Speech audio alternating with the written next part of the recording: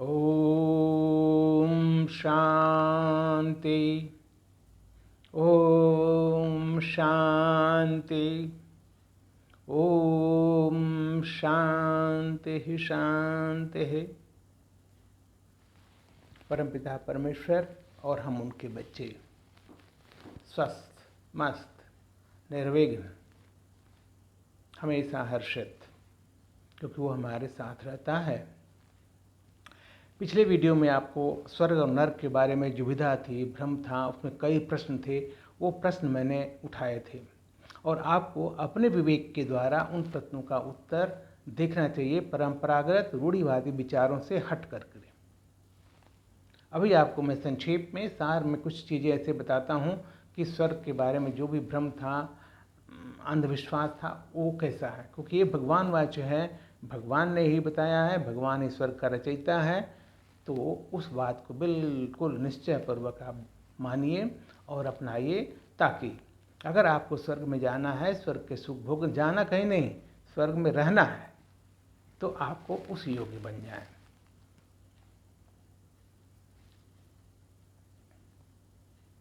स्वर्ग पहली बात तो ऊपर नहीं है, ऐसी कोई दुनिया ही नहीं है स्वर्ग जिसको ऊपर इशारा करते हैं और शरीर के द्वारा इंसान कोई भी मनुष्य वहाँ चला जाए। पहले ही बताया था, निराकारी दुनिया है, वो सिर्फ आत्मा और परमात्मा जो निराकार है वहीं रहते हैं।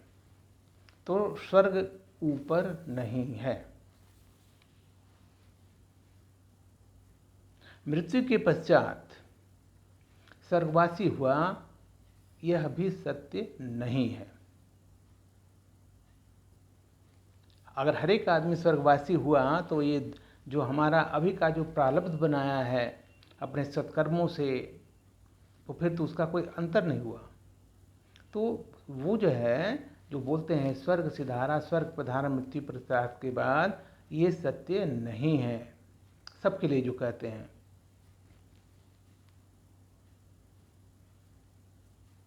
अभी कलयुग का अंत है, सतयुग की शुरुआत होने वाली है। तो इस समय चारों तरफ इतना अत्याचार, दुराचार, धोखा, फरेब, काम, क्रोध, मोह, लोभ, अहंकार से ग्रसित है सभी पूरे विश्व के मानव। एकदम चरम पर है यह विकार, जिसको रावण राज्य कहा जाए, बाबा रावण राज्य कहता है। और फिर जो स्वर्ग यानी सतयुग कहा जाएगा, उसको राम राज्य कहते हैं। ये परिभाषित है। तो चारों तरफ आप देख सकते हैं कि कितना दुराचार है, अत्याचार है, विकारों से ग्रसित दुनिया, बीमारी से ग्रसित दुनिया, दुखी परेशान है। तो यही वही समय है जो बाबा आता है। ईश्वर ने अपने वचन जो दिया था कि जब ऐसी स्थिति आ जाएगी तो मैं इन सभी दुरात्माओं का विनाश करने, पुरानी दुनिया का विनाश करके नई दुनिया में ले जाऊंगा। वो अपने साथ उनको, जो हमारे बच्चे बन जाएंगे, जो इनके भाग्य में होगा, जो हमारी श्रीमत पर चलेंगे, निश्चय के द्वारा विश्व की निस्वार्थ सेवा करेंगे, सबके प्रति शुभकामना करेंगे और जो ईश्वर ने जो यज्ञ रचा है उसमें सहयोगी बनेंगे। तो ईश्वर तो आ गया, स्वर्ग की स्थापना भी शुरू हो गई। विनाश अब आया ते अब आया, बिल्कुल जो सामने खड़ा है, बाबा कह रहा है। तो बाबा के आने का मतलब ये है कि स्वर्ग को नर्क बनाए, दुखी को सुखी बनाए। उसको ही दुख हरता सुख करता कहते हैं, सिर्फ एक निराकार शिव को। और हमें सब विकारों से छुड़ा करके पावन बनाए, सुख शांति पवित्रता संपन्न बनाए, ऐसा ज्ञान दे रहे हैं, सद्ज्ञान, भगवान वाच। और ये जो ब्रह्मा कुमारियाँ हैं, चूँकि उनको ही निमित्त बनाया है भगवान ने, ये जो है ईश्वर का परिचय देने के लिए, ईश्वर का ज्ञान देने के लिए। बाकी शास्त्रों में, वेद पुराण में तो है नहीं। सिर्फ एक बार पूरे कल्प के बाद ही ईश्वर आता है और यह ज्ञान देता है। और इस ज्ञान देने के लिए निमित्त बनाता है ब्राह्मण वत्सों को, संगम योगी ब्राह्मण, जो हम सब हैं। कर्म से ब्राह्मण हैं, जन्म से नहीं। लेकिन ये जो हम कर्म से ब्राह्मण बने हैं, जो जन्म से ब्राह्मण हैं, आज की डेट में उनसे लाख गुना बेहतर है। क्यों? ब्रह्मा मुख वंशावली हैं, ईश्वर के बच्चे हैं, तो ईश्वर की सारी गुण विशेषताएं हमारे अंदर विराजमान है। कम या ज़्यादा है लेकिन है जरूर। तो यह सर्वश्रेष्ठ जीवन है ब्राह्मण जीवन, बाबा ये कहता है। तो जो ईश्वर जो आया है तो उसकी हम सहयोगी बनते हैं, संगम योगी ब्राह्मण बन करके। तो उस प्रकार से हम अपने भी भाग्य का निर्माण करते हैं।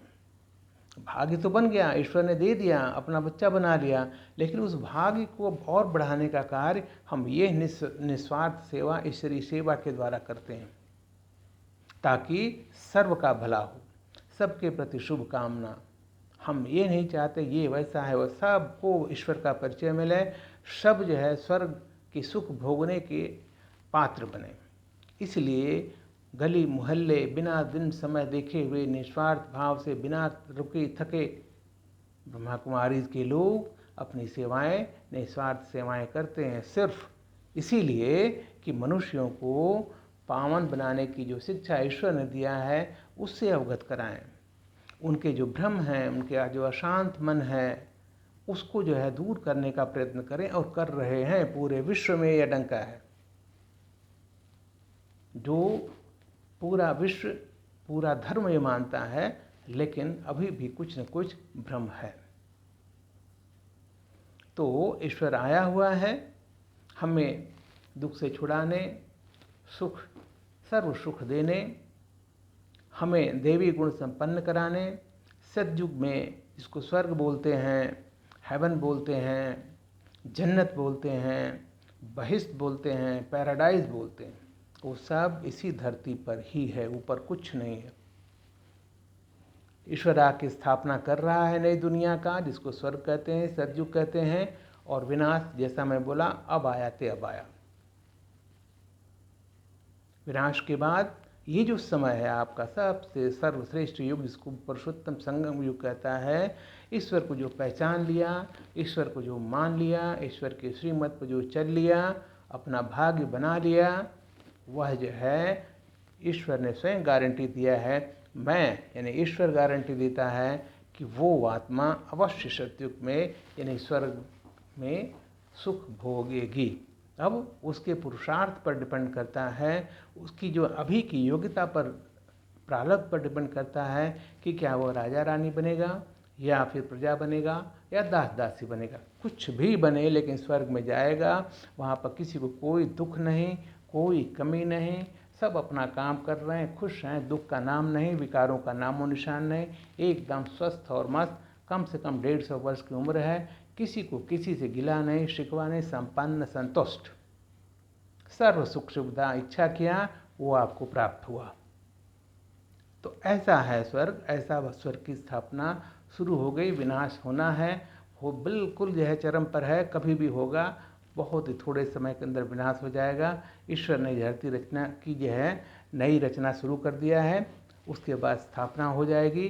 तो वो अगर आप भाई किसी भ्रम में हैं तो भ्रम छोड़ दीजिए, ईश्वर जो है भगवान वाच है, उसको सुनिए, उसको मानिए, उसको अपनाइए, और अपने आप को दैवी गुण संपन्न बना करके उस सतयुग में, स्वर्ग में जो महाराजा महारानी का पद पाने के योग्य बन जाइए। ईश्वर अभी दे रहा है, ईश्वर के पास तो बहुत कुछ खजाने दे रहा है, हमें लेना आना चाहिए। आप योग्य बन जाओ, अपने आप सब कुछ मिल जाएगा, साक्षात्कार हो जाएगा। स्वर्ग कैसा है, हम जा रहे हैं, समय थोड़ा है और प्राप्ति यानी मंजिल बहुत बड़ी है, तो आपको उतना तीव्र पुरुषार्थ करना पड़ेगा, तेजी से पुरुषार्थ करना पड़ेगा, निश्चय करना पड़ेगा। थकावट या कष्ट तो बिल्कुल नहीं है, लेकिन चलते फिरते उठते बैठते बाबा को याद करना, बाबा की श्रीमत पर चलना, बाबा की ईश्वरीय सेवा में हमेशा तल्लीन रहना। तो इस मकड़ जाल से, अभी जो मकड़ जाल है ना, जो कुएं के बोलते मेढक, उससे बाहर निकलिए। देखिए दुनिया कितनी जो है सुंदर है बाहर, और ईश्वर स्वयं हमें जो है ना सुंदर बना रहा है, उस सुंदर दुनिया में ले जाने के लिए आया हुआ है।